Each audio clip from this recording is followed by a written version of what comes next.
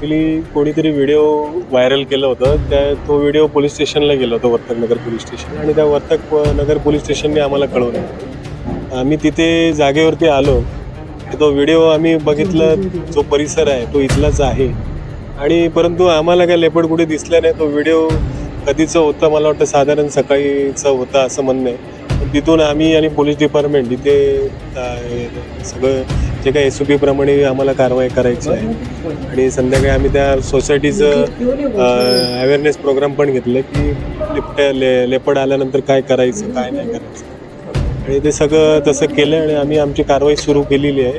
आणि आमचा स्टाफ इथे आहे. सकाळपासून आम्ही इथेच आहे. पोलीस डिपार्टमेंट, वर्तकनगर पोलीस स्टेशनचे पण स्टाफ आहे इथे. त्यामुळे आमची कारवाई चालू आहे. किती कॅमेरा लावण्यात आले?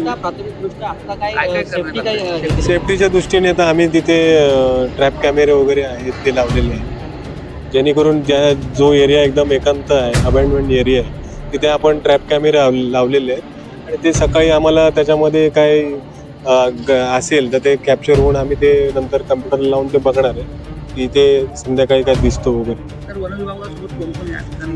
वन विभागाबरोबर आमचं पूर्ण स्टाफ आहे ठाणाऱ्यांचं, आणि पोलीसचा स्टाफ आहे, आणि एक NGO आहे WWE. सर, व्हिडिओ बघून असं वाटतं का बिबट्याचा आहे तो? आता व्हिडिओ फारच लांबचा आहे, त्याच्यामुळे काही समजत नाही. परंतु प्रिकॉशन घेणं, इकडे त्या सोसायटीच्या लोकांचं काळजी घेणं, त्यासाठी वन विभागाचं कर्तव्य आहे. त्यामुळे आम्ही इथे सगळं आमचं जे काही कारवाई करायची आहे, जे काही प्रिकॉशन घ्यायचे, त्यासाठी आम्ही इथे आहे. मीरा भाईंदरमध्ये पण जसं ती घटना घडली तशी घडायला नको. लोकांना तेच आम्ही इथे अवेअरनेसचं संध्याकाळी 7:30 वाजता कार्यक्रम घेतले. सगळे लोक तिथे आले होते, त्यांना आम्ही सांगितलेलं काय काळजी घ्यायची, त्याप्रमाणे त्यांचं पण सहकार्य आम्हाला अपेक्षित आहे. सर, आपलं नाव? नरेंद्र मोठे, मी रेंज फॉरेस्ट ऑफिसर ठाणे. छोटासा हिंदी में